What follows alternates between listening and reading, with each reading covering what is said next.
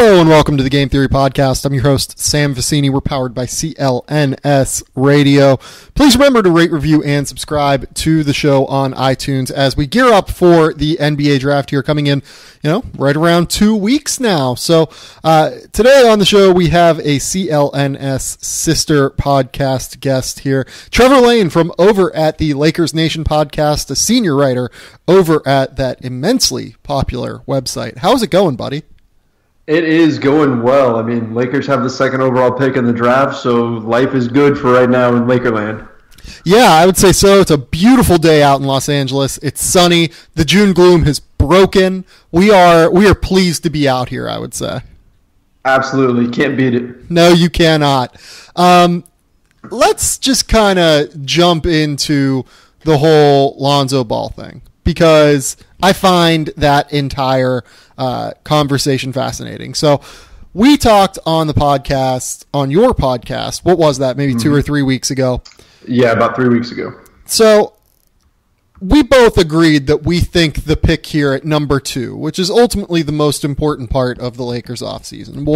We'll like set the stage for the rest of it later on, but the draft and the number 2 overall pick is clearly their most important part of the offseason. So do you have any different feelings right now in terms of the Lakers potentially taking anyone other than Lonzo Ball at number 2? Well, it seems like with all the rumors that have been coming out in the past week and a half or so, that somebody is trying to convince everyone that the Lakers are at least considering taking someone other than Lonzo.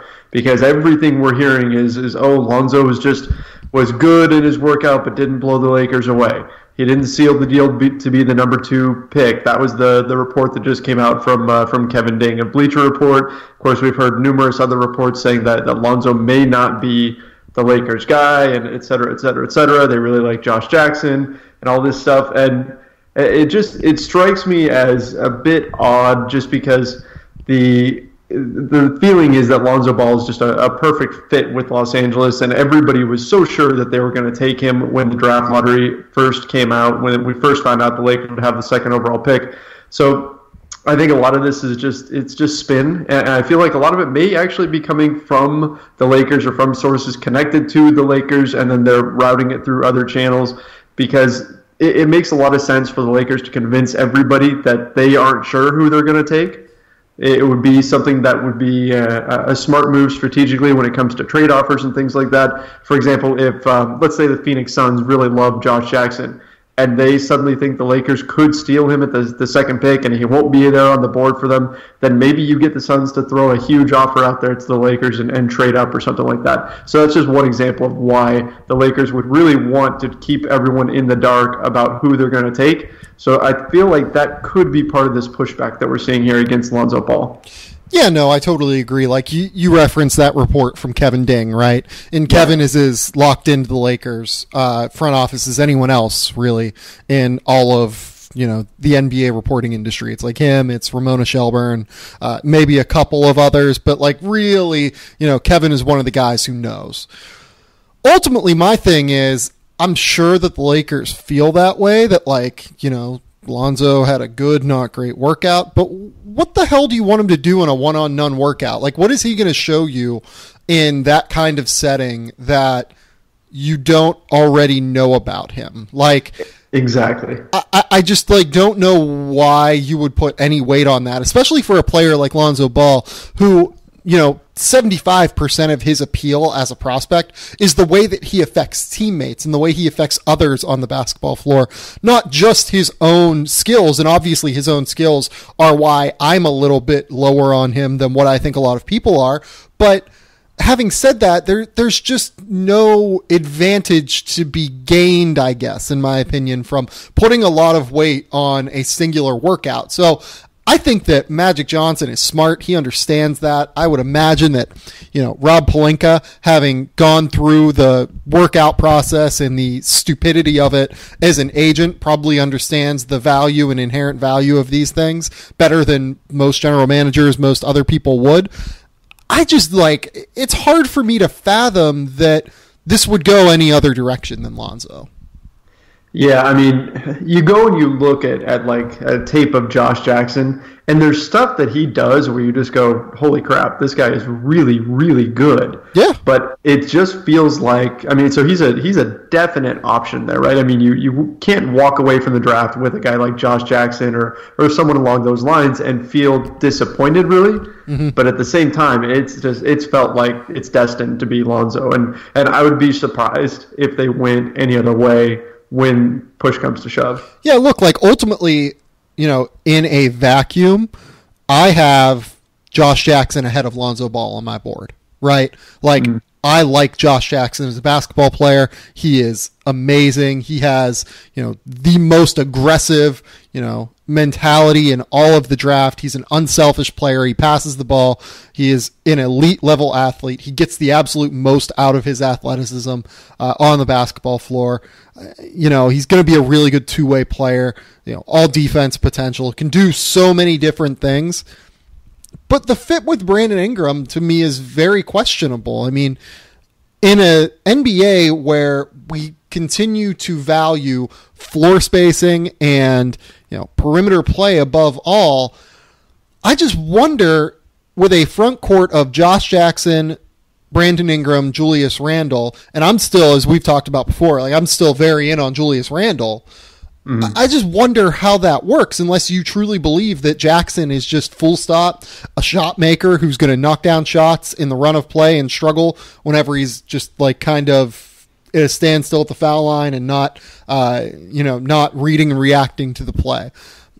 It's hard for me to buy that, though, given what we saw from Brandon Ingram last year, who was in kind of a similar spot.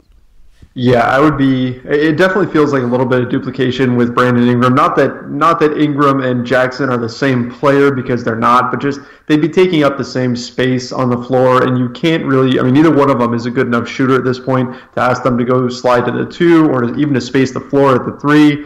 And if you've got Julius Randle on your roster and Larry Nance Jr. and Luol Deng, who really should be playing most of his minutes at the 4, you're going to have a hard time finding minutes for both Ingram and Jackson out there, especially playing at the same time. I mean, defensively, the nice thing is that you can pretty much switch everything, right, when you have that combination out there. But on the offensive end, I think you run into some issues. So that's another, check mark on the side of Lonzo Ball, is that I think he's a better fit on the offensive end of the floor for the Lakers, despite how good Jackson is defensively.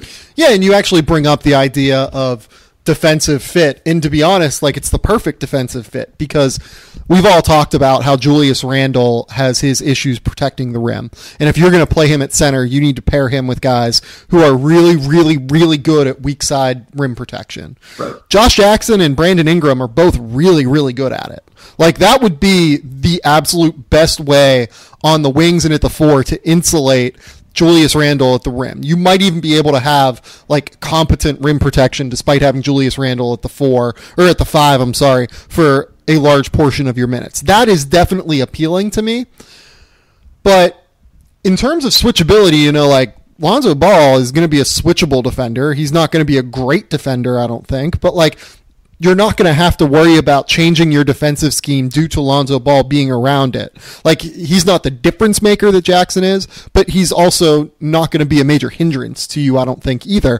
And whenever you throw in the ability on offense to fit really, really well with D'Angelo Russell, which is probably where we should go next in this discussion, I like the fit. If I told you that I would take Jason Tatum if I was the Lakers, and to be honest, I still believe that, because I really believe in Jason Tatum's skill set. I buy the fit with Brandon Ingram. I buy the fit with D'Angelo Russell. I just kind of like the way that you would be able to rely on Jason Tatum to create from the wing and create separation for his jump shot consistently at the NBA level. And I think that he will continue to improve as a jump shooter because he's an incredibly hard worker. It doesn't seem like he's in play, though, at number 2 for this Lakers front office. So just kind of getting into the realistic options here, it does, to me, at least in my mind, come down to Jackson over Ball, or Jackson or Ball, because if they're taking De'Aaron Fox, I just think that that's a wild pick. But like, if it's me, I'm taking the guy that I know is going to help foster ball movement, help foster the offense within Luke Walton's scheme, and ultimately isn't going to be a hindrance defensively. I know that the Lakers really need defense. I know that that's a major problem. I believe they were last year defensively, right? Yeah, they were a lot last or 29th. They kept bouncing back and forth between the two. Yeah, it was like them and Denver had the worst defense in the NBA. And I get that factor of it, but at the end of the day, for me, I just assume that these younger guys on the roster are going to improve defensively, and you're going to at least get to a somewhat relevant level. So, maybe Josh Jackson is the pick for the defense reasons, but if it comes down to those two with the Lakers, I'm probably taking Lonzo Ball.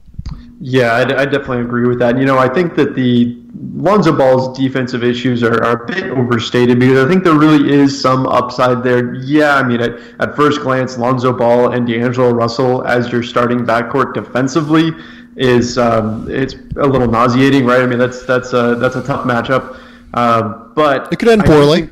I think there is some upside. I mean, D'Angelo Russell is 6'5" with a 6'10" wingspan, right? I mean, he does have some physical attributes that could lend themselves to solid defense down the road. And Lonzo Ball, there were flashes while he was at UCLA where he showed really good defense. It just wasn't consistent. So if you can bring that out consistently, I think there is hope for the future for them defensively. Not that they're going to be great, but just that they could be, okay.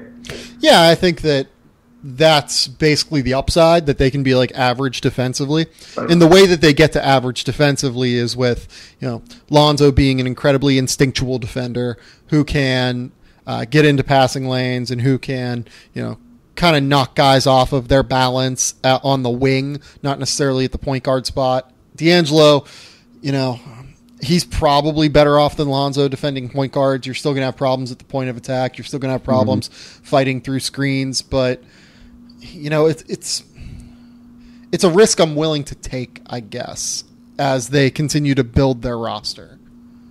Well, let's talk about the offensive end, because I think that's where Lonzo kind of makes up for that defensive issue, right? I mean, that's where if Lonzo really gets in and he gets the Lakers offense clicking, he really kind of opens things up.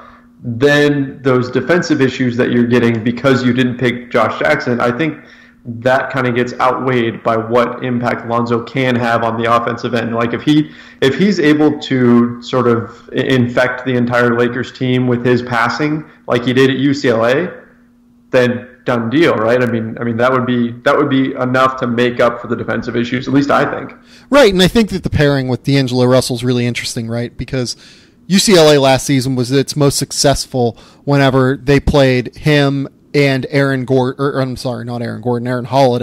as kind of dual point guard, dual ball handlers. And I'm a really big fan of getting as much ball handling, as much skill on the floor as possible. I love having two, like, quote unquote, 2 point guard systems. I think that, that's something of a market inefficiency in the NBA where it's really difficult to kind of, get those guys that can, competently create at the NBA level. If the Lakers can get two of them that, I think still in D'Angelo Russell's case, and we can talk about that later, like still have all-star level potential, that is incredibly valuable to me. Like the way that Lonzo Ball is going to be able to just infectiously, unselfishly play as a point guard, it really appeals to me because, like you said, his level of passing, his level of unselfishness does kind of infect the rest of his teammates. They know that the ball is coming back to them when they pass it around. Like, that can't be overstated. Lonzo Ball is a guy that is going to get teammates paid. And in Los Angeles, where the, quote unquote, like free agency woes have, been a question, certainly. That's incredibly valuable to me. Having a guy in Lonzo Ball on the roster where you don't have to worry about putting up your numbers. You're going to put up your numbers and your team, in all likelihood will probably be successful. That has a lot of value to me. And the other thing is Lonzo Ball's weakness right now is his overall skill set in terms of creating offense for himself, right? Like he's not going to be this elite level scoring guard. Well, D'Angelo Russell is, by all accounts, I think so far, pretty darn close to elite level scoring guard at 20 years old in the NBA. I know he averaged, like 16 points and 5 assists last year. That's not elite level, but for his age and given his minute load, that is elite level. I think that we can, pencil in D'Angelo Russell for 18, 19, 20 points next season without a problem per game. And with Lonzo Ball, he's probably going to do it far more efficiently than he did last year if they end up selecting Lonzo. So I like the idea of pairing Lonzo with a high-level scoring guard who can also handle some creation abilities at the quote-unquote 1-2 next to him. And D'Angelo Russell fits that to a T. Absolutely. Russell is a great fit next to him offensively. Yeah, because he can score. Everybody was talking about Russell's passing when Russell first came into the league, but now we've kind of found out that Russell, his default setting is to score the basketball rather than pass, even though he can throw some phenomenal passes. So I think that's a nice fit because you get somebody who can really take the ball and create something like Russell can. He's really good at getting defenders on his hip, putting them in jail, and not letting them out. Mm-hmm. And so I think Russell's offense is a great fit with Lonzo in that regard. But I also like how Russell would help Lonzo on the floor, because we have seen Lonzo struggle a little bit when he's dealing with high pressure situations, when he's got a really pesky guard just digging into him defensively, and that's when D'Angelo Russell can really step up and take over some of the responsibilities for initiating the offense, because he knows how to do it and he has done it. So you've got a little bit of that burden off of Lonzo's shoulders, even if he handles a lot of the passing and creation responsibilities for the Lakers. You've got that fail-safe out there with him when in D'Angelo Russell. It's almost like a security blanket for him, in my mind. Yeah, I think that's a great point. That security blanket is really incredibly valuable to a guy, that, like you said, can struggle a little bit sometimes. Let's kind of just move on, I guess, off of this NBA. Well, let's talk about D'Angelo Russell, or De'Aaron Fox. I'm sorry. Okay. De'Aaron Fox, I don't understand why he would be in play at number 2, to be honest. I believe the reporting that is there because Magic Johnson saw him dominate Lonzo Ball in the, Sweet 16 and everything. I think De'Aaron Fox is a really good basketball player who has a chance to be an all-star level point guard in the NBA. I also think that the downside for him is considerably higher than Lonzo Ball's, who also has the upside of all-star level point guard in the NBA. You kind of look at what De'Aaron Fox's weaknesses are in terms of frame and in terms of shooting ability. At number 2, I don't like it. At number 5, I think it's fantastic. At number 3, even number 4, where neither of those two teams really have great options at their disposal, I'm more okay with it for them. But at number 2, where you have, Lonzo Ball, Josh Jackson on the table, and you have, relative, ability to create and do some things. I mean, I just think it's pretty simple, right? Why would you take De'Aaron Fox? Yeah, I mean, I would definitely, if it was coming down to it, I would take Josh Jackson before I would take De'Aaron Fox. If I decided for whatever reason Lonzo Ball's not my guy, then I'm going Josh Jackson, right? Yeah. So I'm more into those two guys than I am De'Aaron Fox, and the reason for that is partially the shooting. I mean, that's an issue, but beyond that, I mean, D'Angelo Russell and De'Aaron Fox defensively, yeah, that probably looks better than Lonzo Ball. But I worry about whether or not De'Aaron Fox can really hit the NBA three. It's not just can he hit threes, right? We saw him struggle in college to hit threes. But what's going to happen when he takes that step back and he's shooting NBA threes? You don't have to worry about that with Lonzo because he's been shooting that shot since he was 12, right? Whereas De'Aaron Fox, I don't know what that's going to look like when he's up at the top of the arc and he's got to take an open jumper because somebody just went under a screen.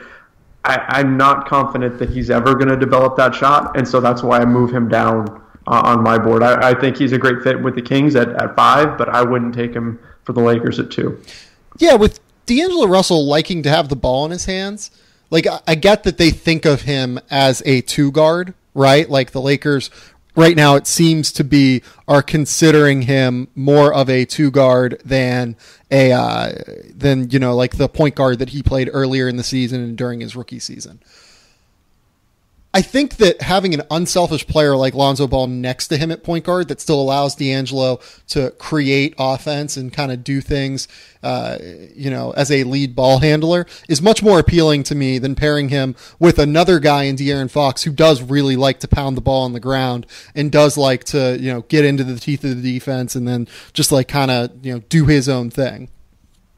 Right. And you mentioned that De'Aaron Fox likes to pound the basketball. I mean, that's definitely a concern for me too, because you've got D'Angelo Russell already, you've got Julius Randle. Both of those players really, are at their best when they've got the ball in their hand and they're creating off the dribble. And I think De'Aaron Fox fits that mold as well. I think that's too many players who want to create one-on-one to really work offensively. I definitely worry about that. Yeah, and you bring up Randle, who again I really believe in as a player.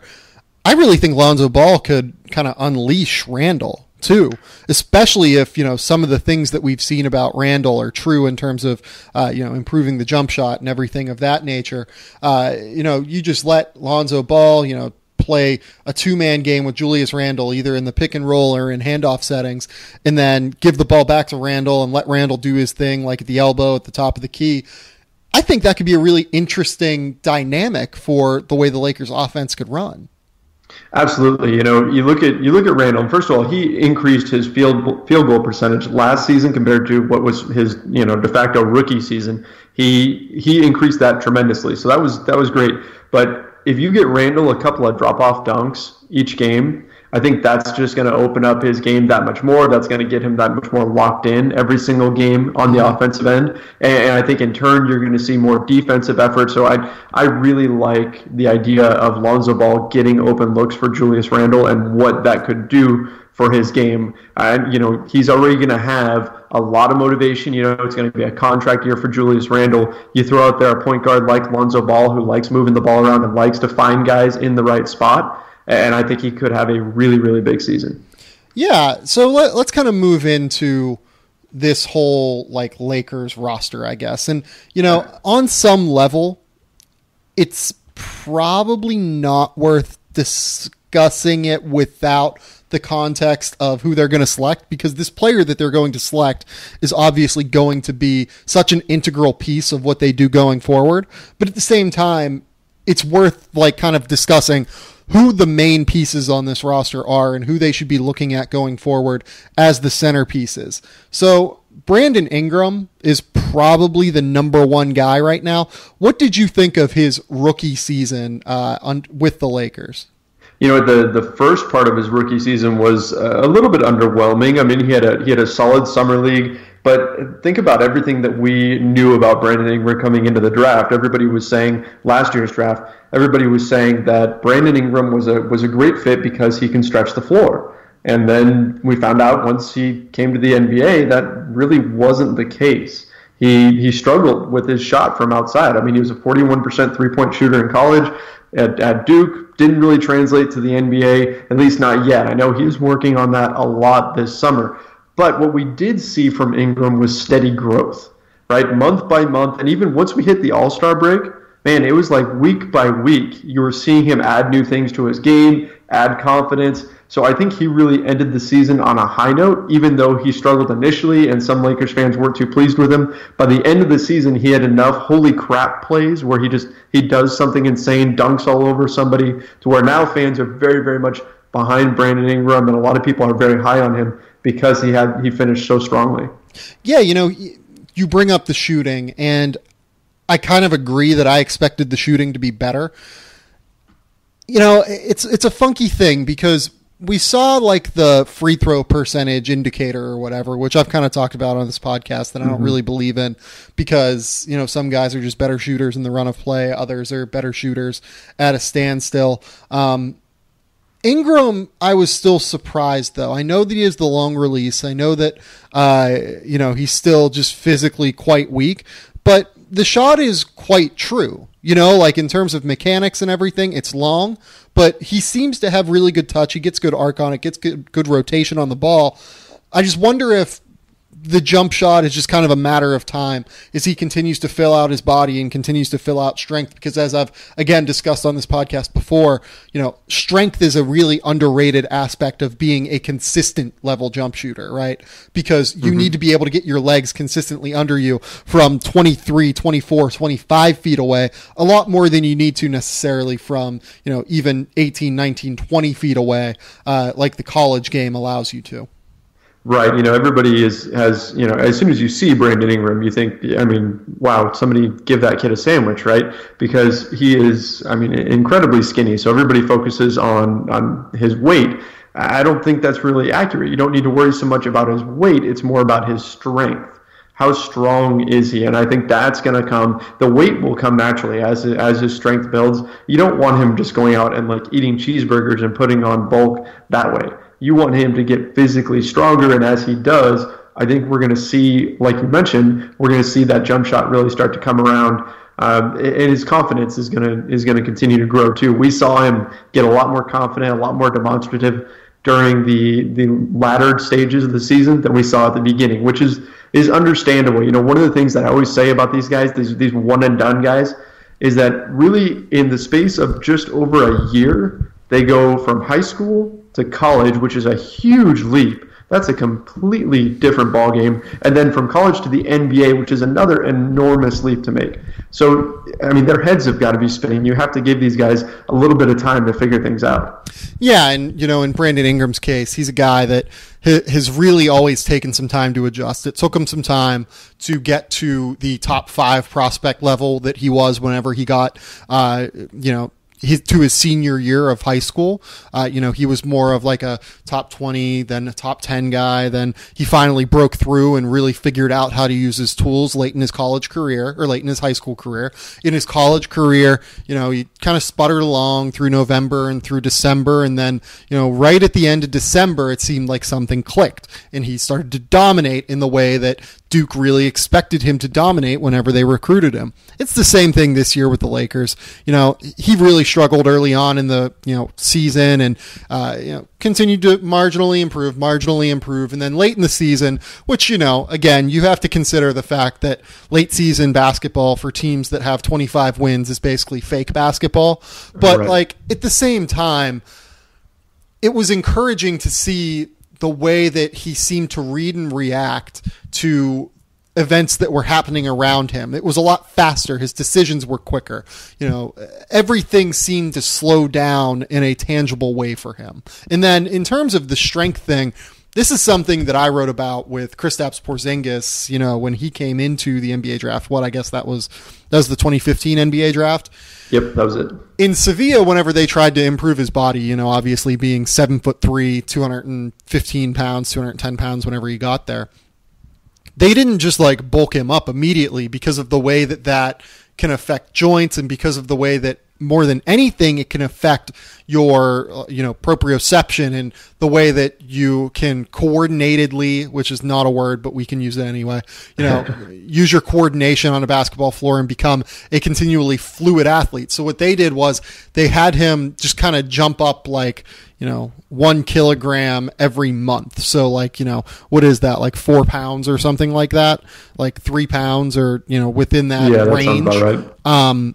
They did that and had him on that plan so that it wasn't all too much too fast, both for his joints and for, his, just overall coordination and everything. Because when guys grow that fast and, have that kind of length to them, they really just kind of have to continually relearn how to use their body. Right? These guys, aren't like normal humans who stop growing at, 17 years old and are 5'9" like I am. These guys are continually, trying to figure out how to use their body to their best advantage. They're not used to it in the same way that a normal person is.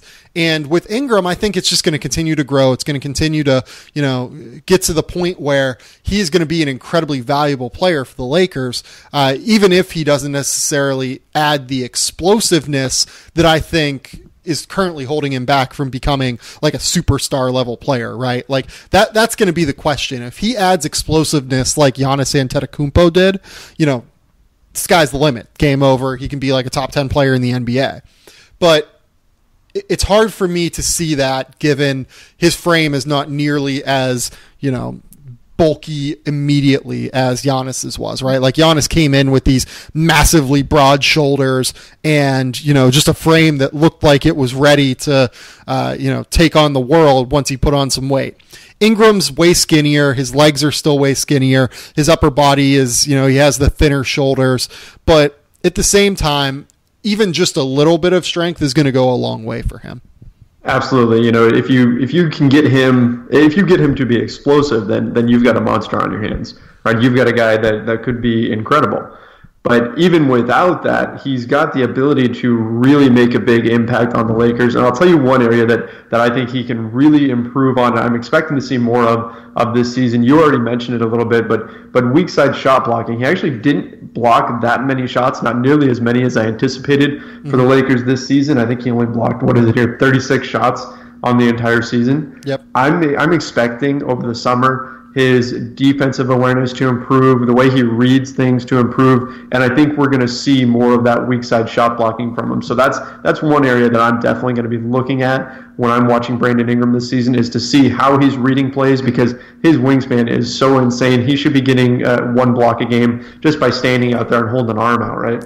Yeah, no, and I think that he will once he gets to the point where his, where things are just more natural to him on the basketball floor.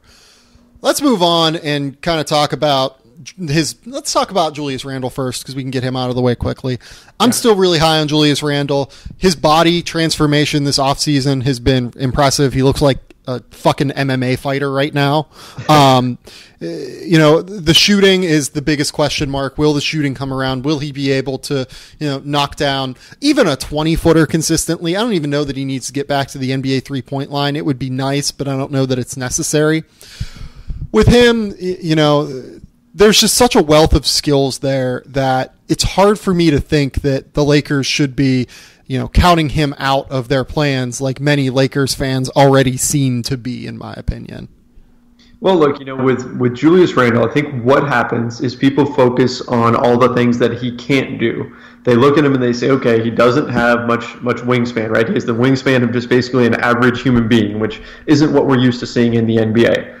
So that's an issue. They say he's not great defensively. They say that he can't shoot from outside. So what good is he in the modern NBA when you want all of your bigs to be able to get out there and shoot threes and protect the rim and run the floor and all that kind of stuff? When you look at Randle and you look at his ball handling skills, you focus on what he can do. I mean, it's rare to find a big man that can handle the ball like him. And then take a look at his passing game, the improvements that he made there from his, what I call his de facto rookie season, which was the 2015-2016 season. His real rookie season was wiped out by an injury. So you look at his passing, he jumped from 1.8 assists in 2015-2016 to 3.6 in 2016-2017. He was taking that explosiveness that he has and that strength that he has, using that to get into the paint and then kicking out to open shooters. And that makes him a whole different animal on the offensive end than the guy that we saw. Yeah, he's got some limitations, but there are some things that he can do that are really, really special. There's not many big men that can grab a rebound, go, lead a fast break, and then make the correct decision and throw a pass on the money. So I like Julius Randle a lot. I think, yeah, he's got a long ways to go. He's got a lot of work to do, but I have a feeling this is going to be a big season for him. Yeah, I agree with you 100%, and I have some numbers to back up the idea of what you just said in terms of his passing and, also the fact that he is just a remarkable rebounder. Like, he is one of the, maybe 6 or 7 best defensive rebounders in the NBA? Like, I don't think I'm exaggerating there, right? No, his rebounding actually dropped compared to his second season, or his rookie season, really. He was putting up a double-double as essentially a rookie. He was putting up 10.2 boards per game. But it dropped down to 8.6, although I think a lot of that is that his first season he was playing next to Roy Hibbert, who is, he's kind of allergic to rebounding. Right. And then this season he had some better rebounders in there with him, some other things to focus on too. So his rebounding actually dropped off, but I don't think that was a sign that his ability to rebound dropped off at all. Well, I think it was minutes too. He was probably a little bit higher in terms of minutes his rookie year, right? Actually, he was higher last year, just a little bit. I mean, Was he? 28.2 as a rookie, 28.8 this last season. Well, regardless, I mean, his defensive rebounding rate this season was 25.8%, which is, just an elite level. And I can give you some numbers on this. So, in the history of the NBA, among players who have qualified for the minutes per game leaderboard, right? Mm-hmm. There have been 12 players who have a 25 defensive rebounding rate and a 19 assist rate. They are Kareem, Charles Barkley, Tom Boerwinkle, which is, probably the downside of this list, DeMarcus Cousins, Tim Duncan, Kevin Garnett, Pau Gasol, Nikola Jokic, Bob Lanier, Kevin Love, George McGinnis, and Julius Randle. All of those guys, or at least a majority of those guys, did this multiple times. And, in Nikola Jokic's case, we can expect him to do it multiple times. But I feel like it's surprising to see Randle on that list. And I think it goes to show not necessarily how good he is, but how unique his skill set is and how unique his high level of those skills is. Because, a lot of guys, they can kind of pass and they can kind of rebound. Randle does both at an incredibly high level. Right. Yeah, he definitely does. I always think back to Kobe Bryant's comment on Randle and what Randle is. And he said Julius Randle is Lamar Odom in Zach Randolph's body.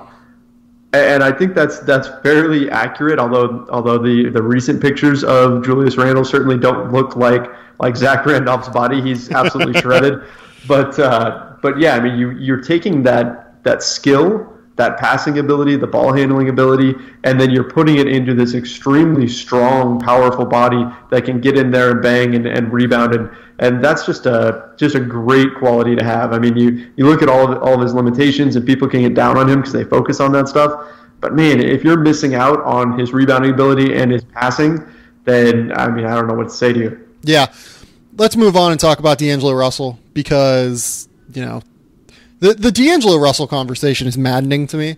Like, I asked people on Twitter on, what was this? It was maybe Wednesday. Mm-hmm. Would you trade the 2018 Brooklyn Nets pick if you were the Sixers for D'Angelo Russell? And the majority of answers I got was no. Like, I was shocked. I was shocked by that. Would you, if you were the Lakers, would you trade D'Angelo Russell for the 2018 Brooklyn pick? No. Or would you? I'm sorry, it's for the Lakers' own pick in return. So like the 2018 Lakers pick. Right, it was the 2018 Lakers pick, and I wouldn't. I think D'Angelo Russell's a great player. I think he's going to be very, very good, and I think people underrate him because of other stuff that has gone on, whether it was the Nick Young thing or whatever. I think he ends up being criminally underrated. Yeah, so I pulled this number. D'Angelo Russell, and due to what Luke Walton wanted to do this year, right? He wanted to keep the young players' minutes low. No one played over 30 minutes a game on this roster, I believe. D'Angelo Russell averaged 15.5 points, 4.5 assists, and 3.5 rebounds per game. He's the first player to do that in NBA history at 20 years old or younger while playing under 30 minutes a game. In NBA history among 20-year-olds or younger. That is insane, and it shows how incredibly underrated as a prospect he seems to have become. Like, I guess people must have expected him to like come in immediately and just dominate or something. Like, it's maddening to me. Here's my theory on what the deal is with D'Angelo Russell. You've got some fans who still haven't let go of the whole Nick Young thing. And they call him the snitch and all that kind of stuff. And so you've got them, and they're never going to really get on the D'Angelo Russell train because they can't let that go. But then you've got another subset who are watching D'Angelo Russell play, and they're not seeing those wow moments, right? I mean, in a game, you see Brandon Ingram extend an insanely long arm and grab a rebound over a bunch of people or throw down a dunk or something, and you point to that moment and you go, wow. That guy could be something, right? Or Giannis, right? He does, 5, 6, 7 things a game where you just physically, it looks superhuman. D'Angelo Russell doesn't have that quality where he does something during the game that just looks insane and is going to end up on all the highlight reels. Occasionally he'll throw a pass or something like that might end up on ESPN or SportsCenter or whatever. But D'Angelo Russell, for the most part, just plays a steady game, primarily below the rim. He does a good job reading out of the pick and roll and everything like that, but he's not blazingly quick. His handle isn't incredible to where he's breaking ankles all the time. He doesn't have those wow moments, and so people don't flock to him as much as other players, and they just don't think he's as good as the numbers that he puts up. Yeah, and I think there are certainly holes in Russell's game. Like, he still needs to be a more efficient decision maker in terms of the shots that he takes, right? Mm-hmm. Like, I don't think anyone will say D'Angelo Russell is not a good shooter, but he makes some really shitty shot selection decisions, right? Yeah, he definitely can. Yeah, like, he's also not a good defensive basketball player. Like, he just gets lost. That happens. I mean, we can just call it what it is, right? Like, the fact that he gets lost as often as he does is a problem. And I think that his gaffes tend to stand out more than what a normal player's gaffes do. And I think that is ultimately what kind of stands out in people's minds, right? The fact that he does so often have these incredibly dumb brain farts, along with the fact that, like you mentioned, he doesn't have the crazy wow plays all that often, right? Like, those two factors, I think, combine to make you think that Russell is playing worse than he is, when in reality, the guy is an incredibly skilled shot maker who can also pass the shit out of the ball. Like, guys who have his skill level are so few and far between. Absolutely. And you look at today's NBA, you look at players that are successful, and you look at Russell's skill set, and a lot of it matches up, right? You see a lot of things that he can do that are traits that successful basketball players have. I mean, he can make shots, he can pass the ball, right? He can even get in and rebound a little bit because he's got that wingspan. He does need to get smarter on the floor, but there's a lot of reason to be high on D'Angelo Russell, and I am. I still think he's going to be a very good player. And I'll tell you one other thing that has been an issue has been Kristaps Porzingis. Yeah. Because Lakers fans see Porzingis doing insane things, and then it's, we should have drafted him. And so you kind of lose a little bit of appreciation for Russell because of that. Which, can I just say real quick how bullshit that is? Because, nobody had the Lakers taking Porzingis on draft night. I wrote a whole piece on why they shouldn't take Porzingis. I was wrong, right? I mean, everybody missed on that one. People had them taking Jahlil Okafor. Yep. I'm pretty sure that, both John Gavoni and I had them taking Jahlil Okafor on draft night, as of maybe 5 minutes before the pick or whatever. In that, whenever you think about it that way, the Lakers made a great pick with D'Angelo Russell. Look at the way Jahlil Okafor's career has gone so far. Would you rather have that if you're the Lakers, or would you rather have Russell? It's crazy to me that people would try and sit here and compare D'Angelo Russell to a guy that, I'm sure they considered, but ultimately wasn't necessarily on their draft board, full stop. It's like when people say, oh yeah, whoever had number 2, who was the number 2 pick in 2011? Whoever had number 6 in 2011 should have taken Klay Thompson over Jan Vesely. Right. Yeah, well, Klay Thompson wasn't really on the board. Kawhi Leonard wasn't really on their draft board. It wasn't a realistic option at that stage. And, everyone misevaluated him. It's not just a single team. Yeah, and that's what a lot of people just don't see. They just say, should have taken Porzingis. If they had taken Porzingis, Lakers fans would have been just as mad as Knicks fans were when the Knicks drafted him. And then they saw him play and went, okay, never mind. But it's crazy. I think Russell gets a little bit of flack because of that, and people don't appreciate him as much because of all these things that we've talked about. And I'm hoping, and this is my thought, is that guards tend to really, if they're going to break out, they tend to do that in their third year. So I'm hoping that this will be a big season for Russell, and that he'll turn around a lot of this narrative that he's a bust and all this stuff, which is crazy because he's not, but I'm still seeing it online. People are calling him a bust and all this. Yeah, it's really dumb. And let's just bring up the one other thing that he really needs to improve. I think that this is ultimately going to be the swing skill to him becoming an all-star versus becoming, kind of just a really, really, really good starting level player. He needs to finish better around the rim in the half court. He finished at a .99 point per possession mark in the half court this season around the basket on non-post up plays, 48.3%. That's in the 20th percentile of all NBA players. If he can even get that up to where he's in the 50th or 60th percentile, it's going to go a long way toward him becoming a more efficient scorer. That's probably the reason right now that along with shot selection, that his true shooting percentage is right around 52% instead of 54%, 55%, which is the level that you hope that a guy can get up to. So, that's ultimately going to be the skill. If he can start to finish better around the rim, use his length, use his fluidity to get better looks around the rim, use his coordination, even though he's not the most vertically explosive guy, that'll go a long way. Yeah, agree with you 100% there. All right, is there anyone else that you really consider a part of this roster? Or should we move into the offseason and kind of discuss what I think are realistic trade options? Well, I think we got to talk about a guy that I'm pretty high on, and that's Ivica Zubac. Okay, cool. So you would consider him over Larry Nance a piece of the roster? Yeah, I mean, Nance is up there as well, but I like Nance a lot. I think every team needs a role player like him. But I love Ivica Zubac's skill set and his upside. I think he's got some real potential. Yeah, I mean, I called that at the time one of the steals of the draft last season. I had him at number 14 or number 15 on my board, and he ultimately fell because of some injury questions, some just overall questions in terms of if he'd be willing to be a stash or if he was going to come over immediately. Do we want to expend a first-round pick on a guy that might not necessarily be immediately ready to play in the NBA if he's 19 years old and isn't willing to stash? Well, all those teams' losses were the Lakers' gain because this guy looks like a potential starting center, but let's just go on ahead and say he's definitely going to be a rotation center for the Lakers for a while.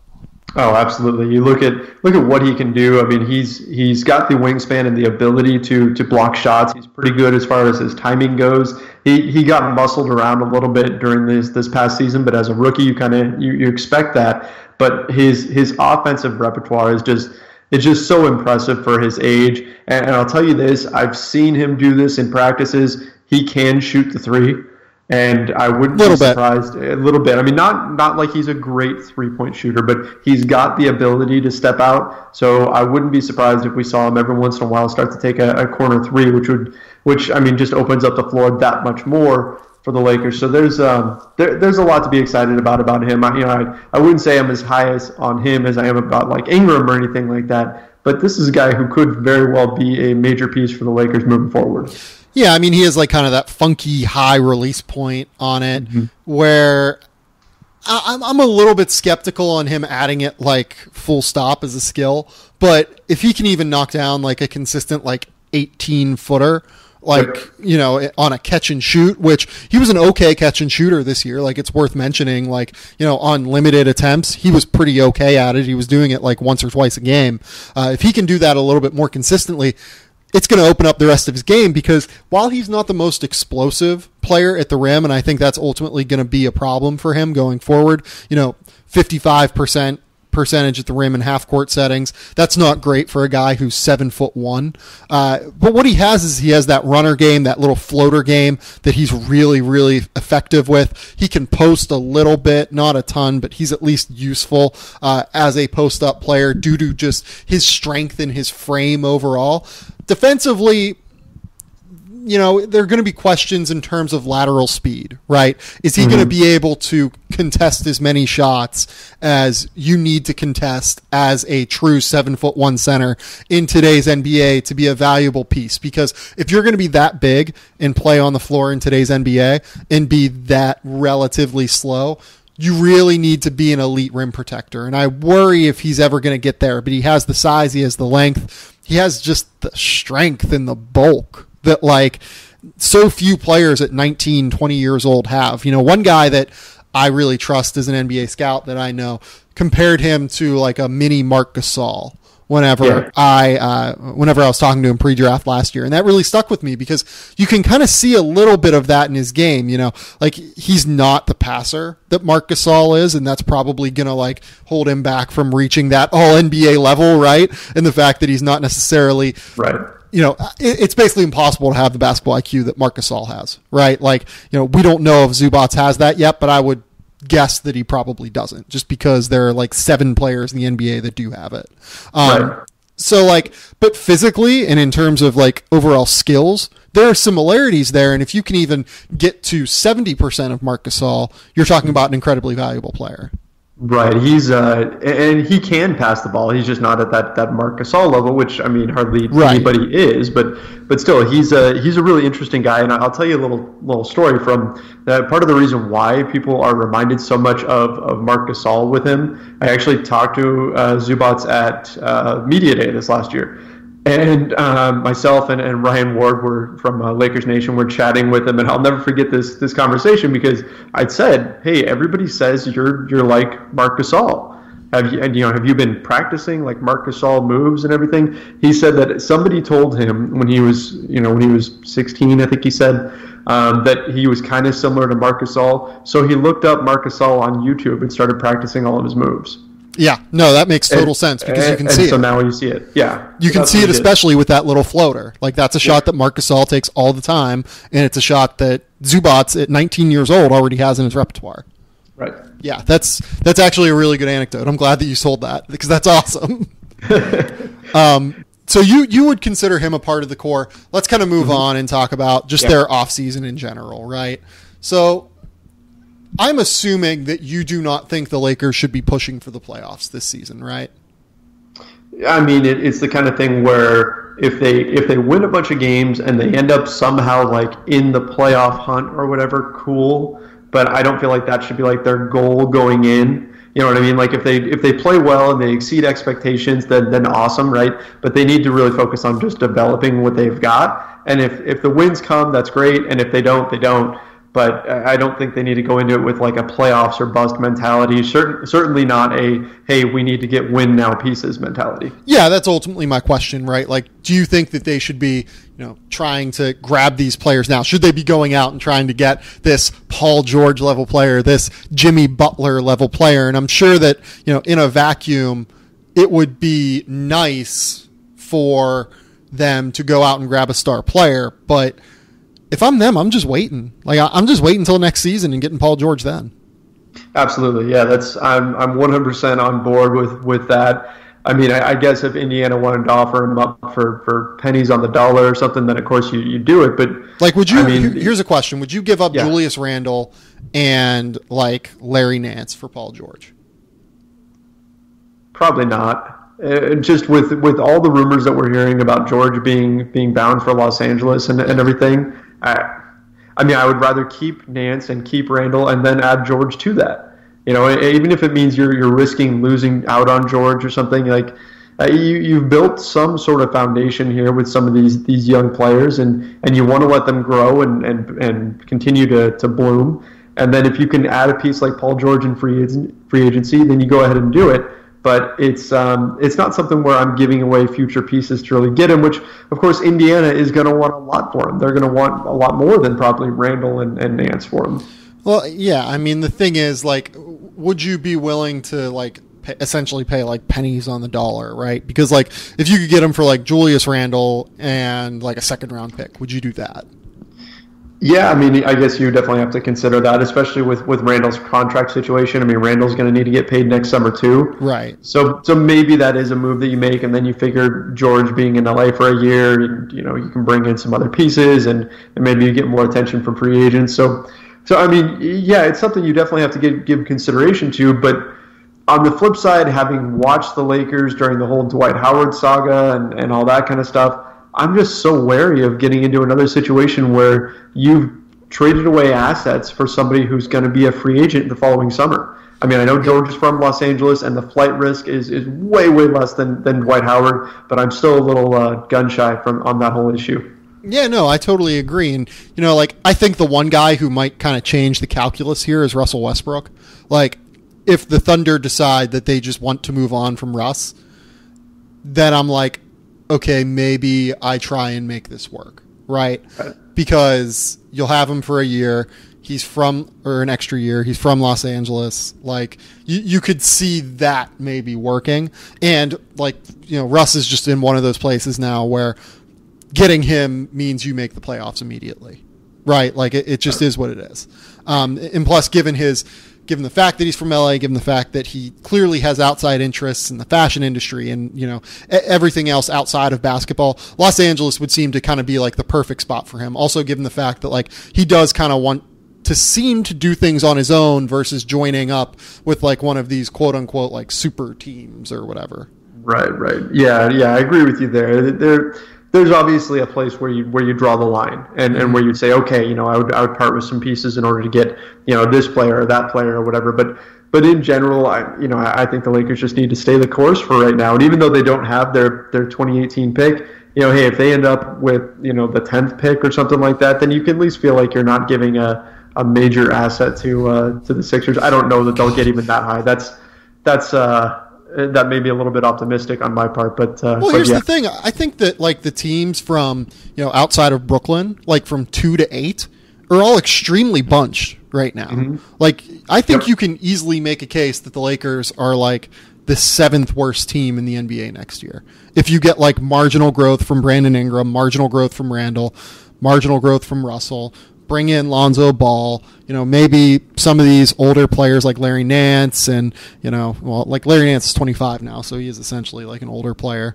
Maybe you get something from Luol Deng. Like, you can see a way toward them winning like 35 games. Yeah. I mean, I wouldn't say it's likely, but is it possible? Sure. Yeah. Like that's ultimately the thing. Like, they won 26 this year on the back of some ignominious wins at the end of the season, we'll say. Yeah. I don't know that I would expect that necessarily again, but I think that they can get up into the 32, 31 win range next season. It wouldn't really be a surprise.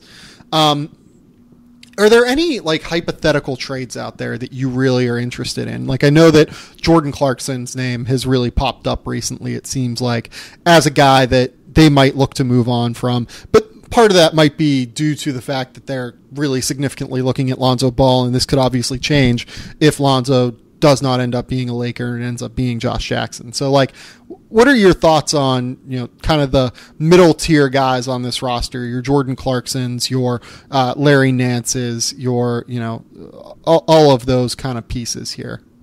Well, I like Clarkson. I think they got a tremendous value for him by getting him with the 46th pick, and what was that, the 2014 draft, I believe. Yeah. And Clarkson is also, I think he's a pretty solid trade chip. I mean, his contract is he's making $12.5 million. I mean, it's not great, right? It's not like he's a huge steal or just a major bargain. He's not like Robert Covington or something that Philly has locked up like forever at a low salary, But I mean, he is a valuable player. He can play either guard position, really.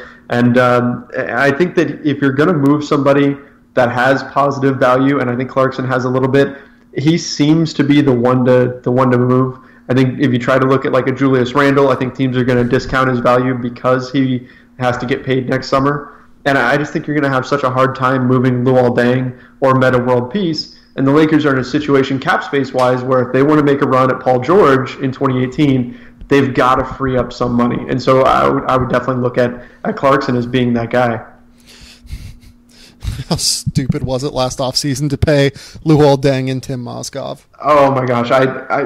You know what? I tweeted when the Mozgov deal went out, it was like 12:04, right? When free agency started, July 1st, 12:04 a.m. And I tweeted that, that something was happening. And I said that, Lakers are making a smart move, not spending big long-term money on a center, must be signing Mozgov to a short-term deal. Nope, 4 years, $64 million. And then the next day, I was swearing, and my wife said to me, she said, "What's wrong?" I said, "The Lakers, they did it again. They just signed Luol Deng to this huge deal, and he's older too. I don't know what they're doing." That was such a I facepalmed so hard when they did that.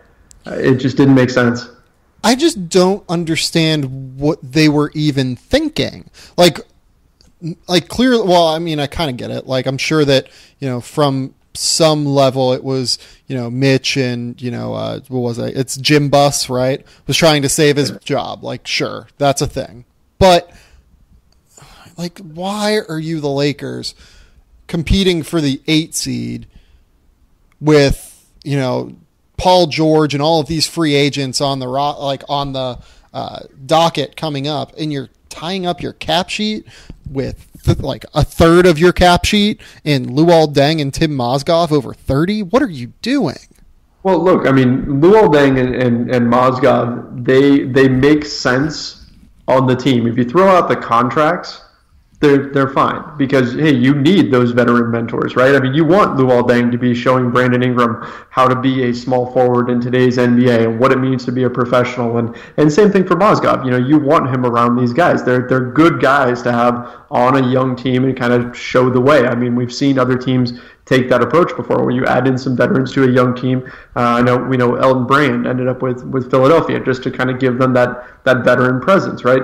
So that in itself isn't bad. It's when you look at the contracts that you really run into problems. Pay DJ Augustine to do that. Like, pay exactly. Like, I'm trying to think of like other guys. Like, pay Jared Trevor Booker, Jared Dudley. Yeah, like there's so many examples of doing this without like expending a third of your cap sheet on players that are over 30 years old.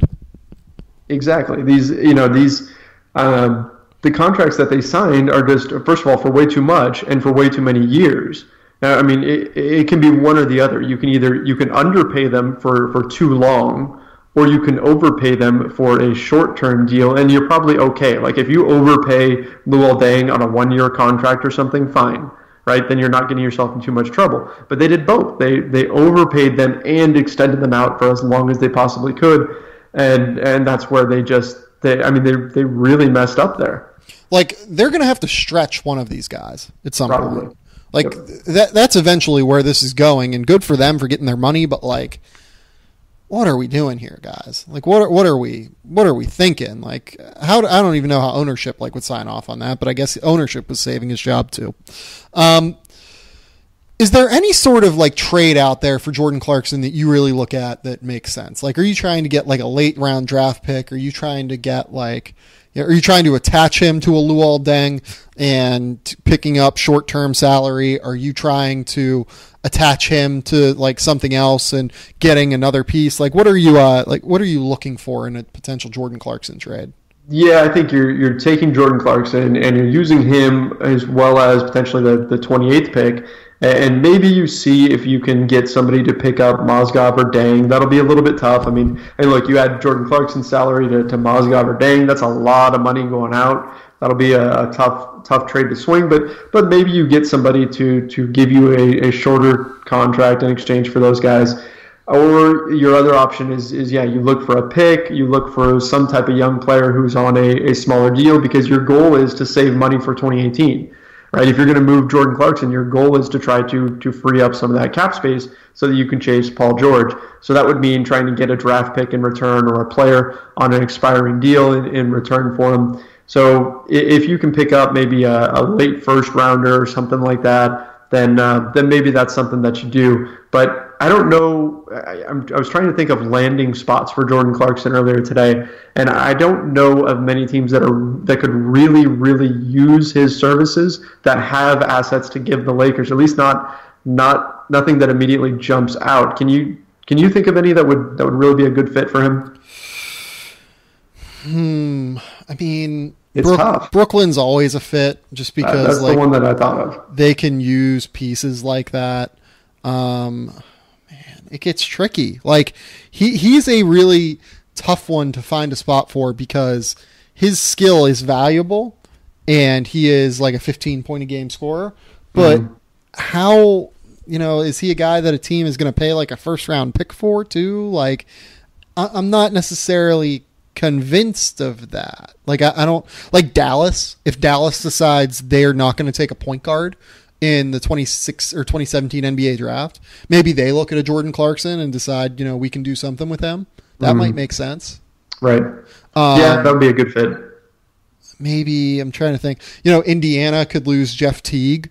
Like that could make a little bit of sense, but like then you have him and Monte Ellis, and that's probably not like a great fit together, but maybe you just decide Clarkson can be our new Monte, and we'll maybe stretch Monte or something like that. Sure. No, like you're not going to get him to Utah. You're not going to get him like Sacramento. New York maybe could use a guard, but I don't know. I mean, maybe Sacramento. Yeah, Sacramento could be a fit, but then they're probably using him as a point guard, and I think they're bringing him off the bench because they just don't. You're seeing him as that, okay? Yeah, like they just don't have any like backcourt. Like they play him like 25 minutes, 30 minutes a game off the bench. Okay, that would make sense. Yeah, I could see Sacramento. Like number 34 because they have number 34 in the draft. Like 34 and something small for Jordan Clarkson. And they have I believe they have a ton of cap space, if I remember correctly. So like they can just like take them in and be fine because they can lose. What is it? Yeah, they have more than enough cap space to just take them in. So like that would make sense to me. Yeah, that's something that I think would be workable. It would save the Lakers a little bit of salary, and maybe they can get some type of a minor piece from Sacramento or from any of these teams that they're going for. But if you're trading Jordan Clarkson and you're saving money, you're not going to be getting back a whole heck of a lot, right? I mean, I guess that's the main point. You can't expect like for a home run move here for a guy like Clarkson. Yeah, I mean, then again, you look at like what Lou Williams got, right? And theoretically, Clarkson should be similar in value. Like he's not on an overpay deal. He is a microwave off the bench. If you use him like that, it makes sense. Mm-hmm. Yeah, I'd agree with that. I think that if you can get something of value for him, then maybe you go ahead and do it. But he's also going to be an interesting piece to have him play around the trade deadline. So I think that if there's nothing that really pops up now, they're certainly not in a rush to do it. Yeah, that's a great point. Larry Nance is the last guy I think we should mention real quick here because, really interesting player. I think I'm a little bit lower on him as like, I feel like some Lakers people think he can be like a starter someday. I think of him more as like a rotation player, but really fun guy who fits the modern NBA in an interesting way. And that at least has value, especially at the end of the first round. Yeah, I think that he is the ultimate like high energy player that you bring in off the bench that can just do all those little things that you need.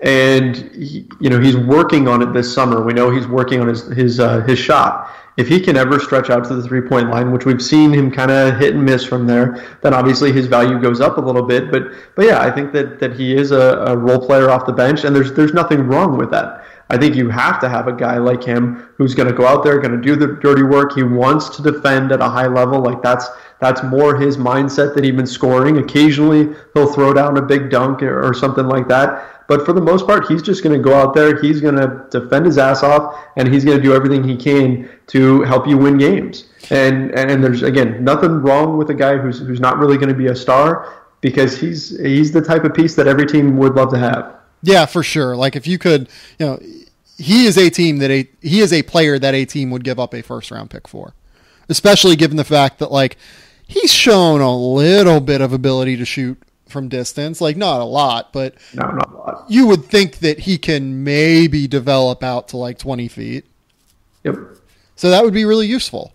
The last thing I want to bring up here, we kind of talked about trading 28 maybe, but if they stay at 28, what are you looking for?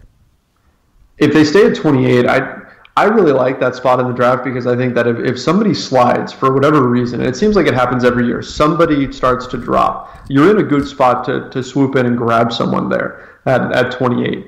So who knows? I mean, maybe somebody starts to drop for some reason. I'm looking at guys that are in like the high 20s.